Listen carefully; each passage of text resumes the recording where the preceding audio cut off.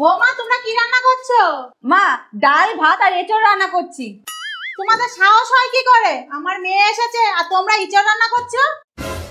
বন্ধ করো এখনই, শুধু ডাল ভাত আর ভাজা করবা।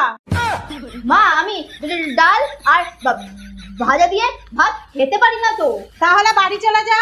না না, আমার ব্যাগ এখনো ভর্তি হয়নি, আমি এখন যাব না।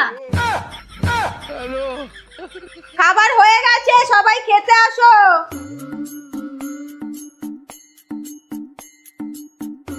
মা শোনো, এই মা মা এই গালাগালি দিলে কিন্তু ওই থালা দিয়ে মেরে কালা করে দেবো বলে দিলাম।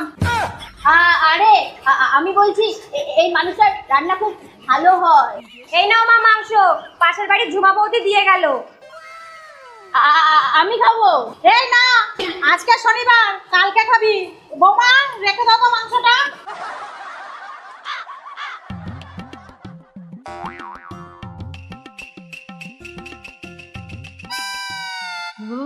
বারোটা বেজে গেছে, রবিবার পড়ে গেছে, এবার মাংসটা খেয়ে নি।